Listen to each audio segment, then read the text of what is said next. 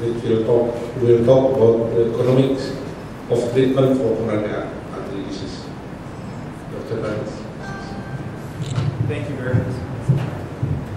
Thank you very much. I'd like to really offer my, by the way, Selmet Huggy.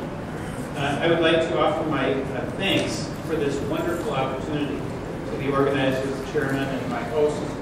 As I visit Indonesia for the first time, it's been an exceptional opportunity, and I'm very grateful for the warm hospitality, and especially the wonderful parade in my honor outside the hotel this morning. That was a very nice addition. I'm kidding, of course. Happy Independence Day. America?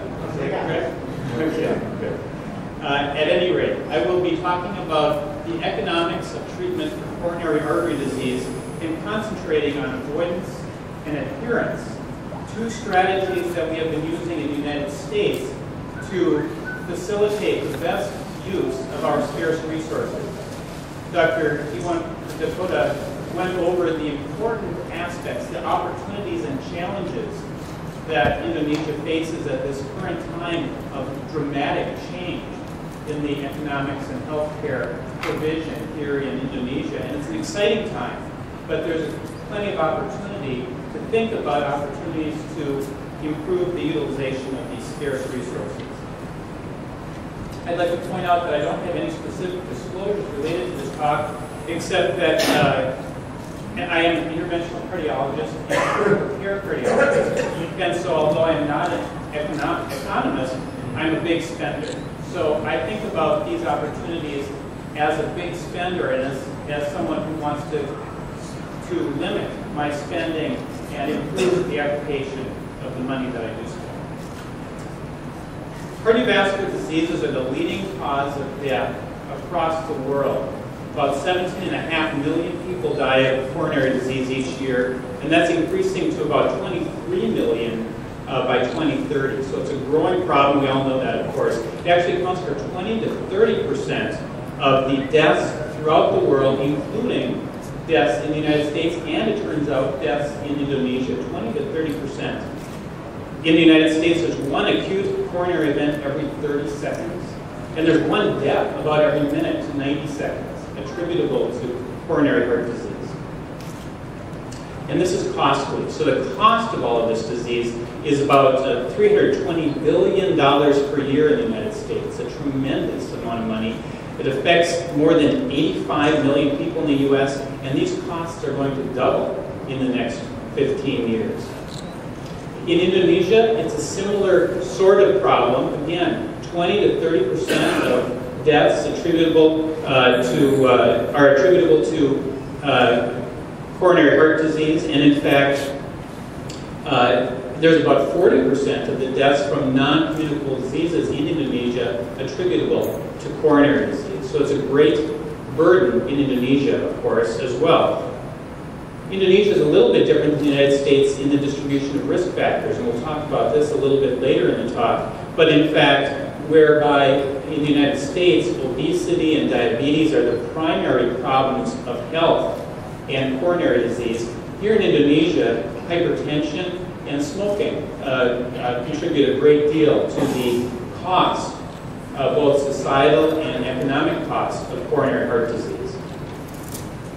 But congratulations, despite spending only 1% of your GDP on health care, the mortality attributable to cardiovascular disease is actually decreasing over the recent years. And that's consistent and attributable to the increase in spending, although maybe subtle compared to the United States, but the gradual increase in spending and focus on healthcare. So you are all to be congratulated on this great accomplishment. So certainly you're addressing these problems, and it has shown benefit in reducing cardiovascular death in Indonesia, as well as across the world.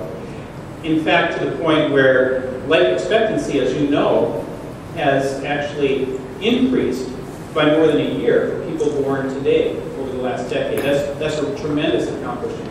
Congratulations, despite the scarce resources and the maldistribution of physicians and the economic challenges here in Indonesia. So with that, how can we all do better? How can we do better in the United States? How can we do better in Indonesia and across the Asian economic area? As I mentioned, I'm not an economist. I am a interventional cardiologist, but we do have these common goals and problems. So healthcare economics involves the management of scarce healthcare resources. Healthcare resources are scarce in the United States because we're limited by money to some extent, and of course they're very scarce here in Indonesia as well. And we have money, personnel, facilities, and therapeutics. All of those areas are things that we need to allocate appropriately, especially when they're scarce. And we have competing priorities. Patients, providers, and payers all have a different way of viewing the allocation of these resources.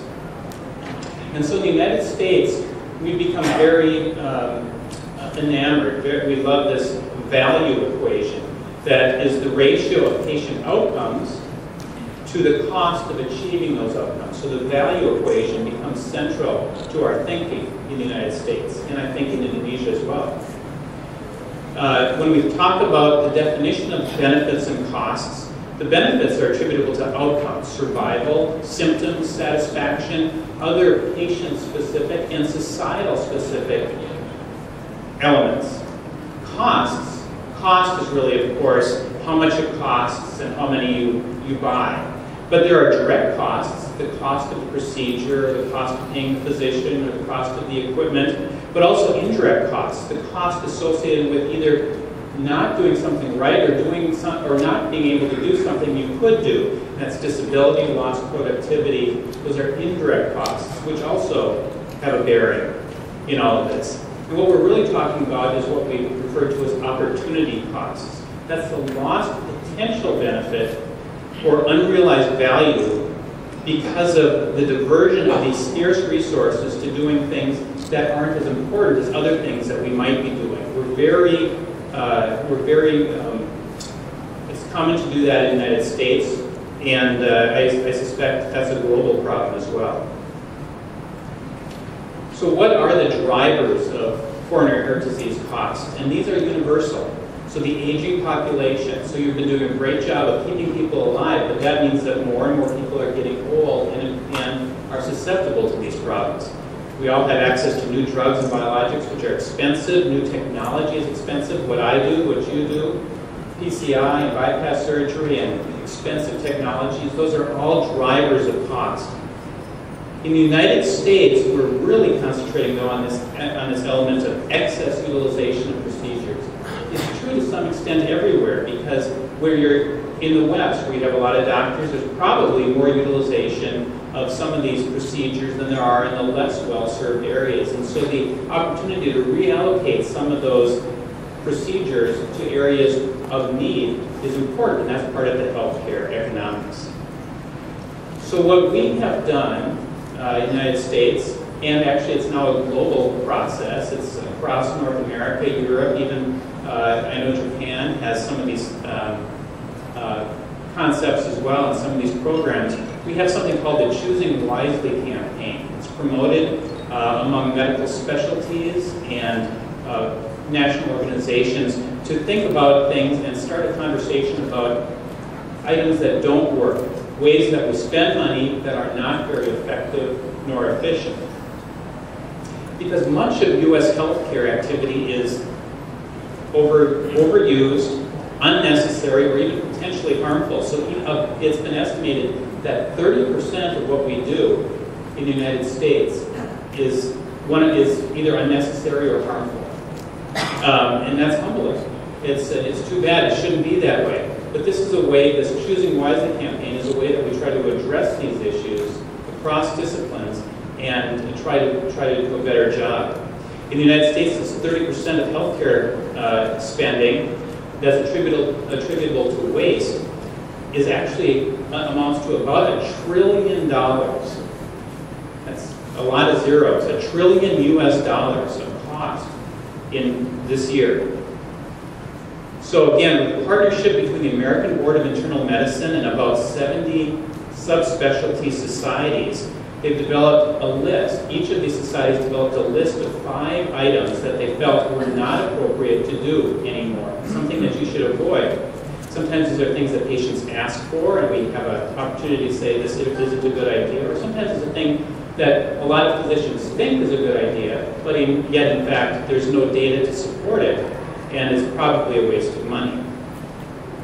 The lessons that we've learned from putting these items together, these lists, is really applicable to all organizations. It's a global consideration, including here in Indonesia.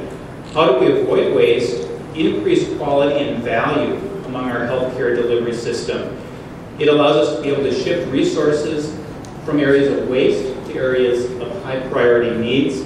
And importantly, I want to point this out, what I'm going to talk about are things that we've done in the United States, which is different than what's necessarily needed or even desirable in Indonesia. So we all have to individualize our approach and identify our own priorities regionally for you among the Asian societies and in Indonesia itself, and then we can individualize our best approaches and best solutions. So if you Google choosingwisely.org, you find a variety of lists, about 70 lists of 5 things that are to be avoided. And it's useful just to go through and look. You can see these lists. In cardiology specifically, there are actually only 4 things because the 5th item was removed recently. But the first one is don't perform stress cardiac imaging of advanced non-invasive imaging in the initial evaluation of patients without cardiac symptoms. So in patients who are asymptomatic, don't test for symptoms. That's pretty simple, but it's something that's commonly done in the United States. Next is don't perform annual stress cardiac imaging or advanced non-invasive imaging as part of routine follow-up in asymptomatic patients. Again, something that's done frequently, but if you did that in all of your patients, if you took all of your asymptomatic patients and did stress testing in them, you would use a tremendous amount of resources. You'd have to use your time, you'd use your money, and you would have nothing left to do the really important things for patients that are going to help their outcomes. So this is what these lists are all about. Don't perform stress tests or non-invasive imaging as a preoperative assessment in patients who are low risk or undergoing low-risk surgery. And finally, don't perform echo as a routine follow-up for mild asymptomatic native valve disease. These are things that people tend to do, but probably shouldn't be done in the United States. And we use these lists as an opportunity to discuss with our patients and among ourselves why we should not perform those procedures. Now, again, I mentioned that I'm an interventional cardiologist, and I'm humbled by the state of PCI care in the United States. We do about 7.5 million inpatient cardiovascular operations each year, tremendous volume. That's a 30% increase over the past decade, so it's growing exponentially. 2008 to 2010 were kind of the high volume years for a number of reasons, but at any rate, we do about 650,000 PCI procedures. That was in 2008 with a mean hospital charge. You saw the Dr. Iwan Dakota mentioned the costs here in the Asian societies. In the United States, a PCI costs, or the charges are $56,000 US for a PCI. That's incredible. That's $36.5 million in charges. That's not what insurance pays or what we're reimbursed, but that's what the charges are for the hospitalization. It's a very costly procedure. And if we're doing too many of those procedures, that's a big waste of money. And in fact, I want to point out that revascularization procedures are only felt to account for less than 5% of the observed reduction in coronary heart disease mortality between 1980 and 2002. So although we do a lot more PCIs, it hasn't had a major impact as medications, good risk factor modification for the overall health of the society. So these are important concepts in the United States. That's led to our development of the appropriate use criteria. You're all familiar with that. Basically, the higher risk a patient and the worse their symptoms, the more appropriate PCI is. But as the patient becomes less symptomatic and has less high-risk features, there's less and less appropriateness to a PCI procedure in those patients. And we know that, in fact, even though there's not been a single study defining a clear mortality or survival advantage for PCI. You can argue about the different trials and their endpoints and their criteria, but it's never been shown that there's a benefit to reducing MI or death for PCI.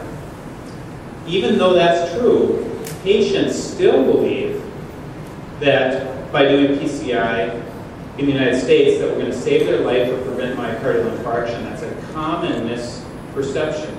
And so one of our goals is to educate patients about the real utility of these procedures. Because still, in the United States, although in acute coronary syndromes, most of the time our procedures are appropriate, almost 50% of our PCI procedures are either inappropriate or questionable in the United States by current definitions. So that's a lot. Remember, that's $36.5 billion in charges each year. Half of that may be wasteful. That's a tremendous amount of money. And as you think about things here in Indonesia, it's important to think about the prioritization of these procedures and where it's best applied. PCI is terrific. It's my favorite procedure. It's what I do for a living, but it needs to be applied appropriately, and especially in areas of scarce resources, including the United States. And the impact that that has on outcome and cost and value is important. So the rate of appropriate use is affected by overuse, which in the value equation increases costs without changing outcome very much. So that decreases value in this equation. Misuse, misapplying these procedures, can increase costs and decrease outcome. And so you can get reduced value as well. And underuse even has a poor effect on value because you don't achieve the best outcomes for your patients. So if you're doing too many PCI in patients who don't need it, because of the scarcity of operators and devices and money, you can't do PCI in the patients who need it. So there's a compounded effect. You lose the opportunity. That's the opportunity cost of doing PCI inappropriately. So those are things that we shouldn't do, and the cost and decreased value associated with that. I'd like to finish up with a couple of things that do work when we're caring for our PCI patients. And again, these are U.S.-specific features that we talk about, but many of them are applicable across the globe. So we're talking about evidence-based treatment reinforcement, patient and societal activation. That means talking about this among yourselves and among your patients. Shared decision-making is something I'm going to highlight. Risk factor reduction is essential, and I'll point that out. Medication adherence and persistence is critical. We can talk about those things. But these are discussions that we need to have, and you need to have a platform and an algorithm to introduce these things. So the impact of risk factors, of course, we talked about the high prevalence here in Indonesia of smoking and high blood pressure. Whether or not you have diabetes, and I know that diabetes is not all that prevalent here in Indonesia at the current time, although it may be with time. But as you add a risk factor, there's a linear relationship, even a curvilinear increase in risk. So for every risk factor that you have in a patient, the risk for that patient for death or major adverse cardiac event increases dramatically. So addressing each of those risk factors together is important. And as I was traveling here, actually I took this picture yesterday, I was in the Hong Kong airport, and despite all the great shopping in the Hong Kong airport, there's plenty of things to do and see. And I'm serious, the biggest line was a line to get into the smoking lounge. It was around the corner. You couldn't get into the smoking lounge because they were just overflowing with people. These are opportunities for us to improve health care. Maybe Hong Kong Airport doesn't need a smoking lounge. Maybe they would be better off allowing people not to smoke when they're in the airport. But these are strategies, societal strategies to improve health that are relatively low cost and high value, improving the outcome of our patients. I hope nobody's from the Tobacco Association here. Non-adherence and associated costs. So non-adherence is the inability of patients, for whatever reason, to take their medications or to listen to your advice about risk factor modification, diet, or exercise. There's a societal cost to that. The cost to society is about 125,000 deaths per year in the United States. 33 to 69% of medication-related admissions are attributable to patients not taking their medications or not taking them correctly. And the economic cost, again, is in the hundreds of billions of dollars just in the United States. It's a tremendous issue. This is not prescribing the right medication. This is getting the patients to take the right medication at the right time. There are multiple reasons why patients can't take their medications. Fear is a big one. Fear of cost or side effects. Many regimens are very complex. As we add medications, these patients have trouble affording them or remembering to take them. And then there's an impaired patient-system interaction, meaning that we don't often take the time to describe the importance of these medications to the patients so that they really understand what it is they're taking and why it's so important. In order to address this, one of the strategies we've utilized is called decision aids. Many of you are probably familiar with decision aids. Decision aids are tools we use with patients to show them why it's important to be doing what we think is best for them. There are some things where it doesn't work. So non-preference sensitive issues like clear evidence that antibiotics are better for pneumonia than something else. So taking your antibiotics, that's not really an issue we would discuss necessarily with patients. Or emergency treatment, or stent size for PCI. Those are not things that we would necessarily discuss with patients actively.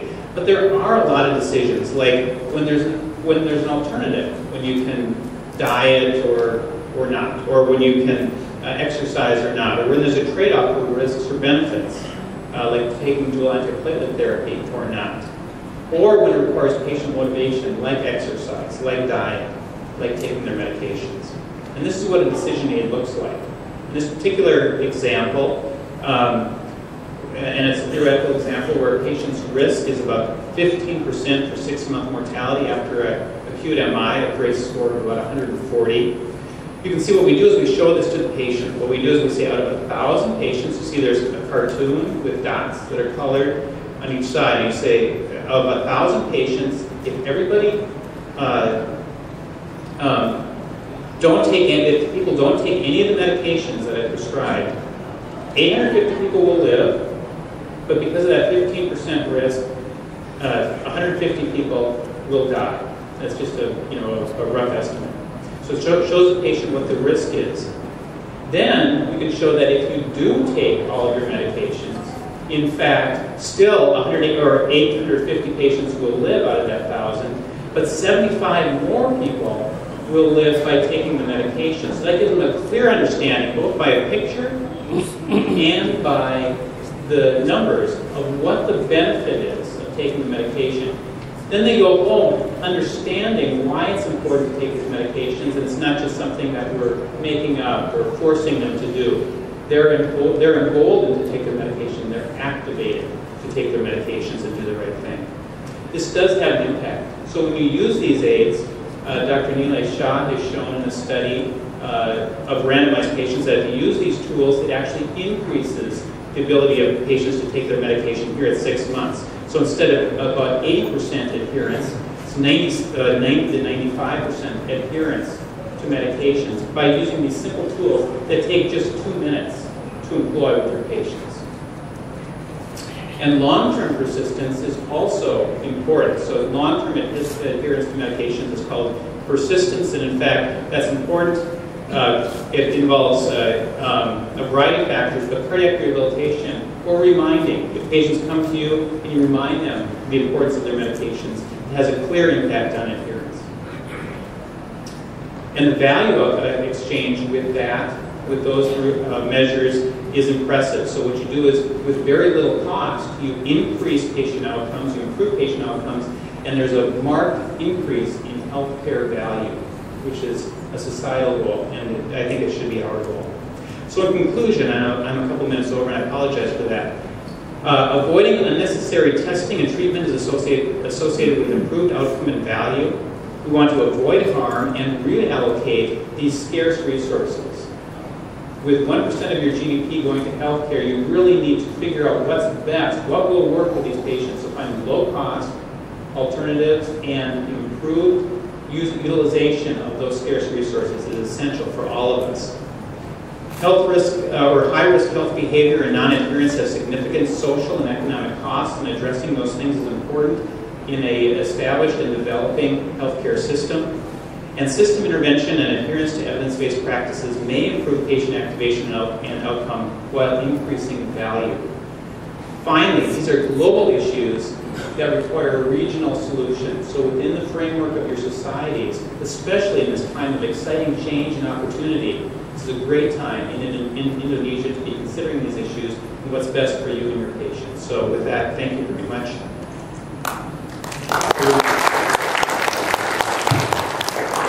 Thank you very much.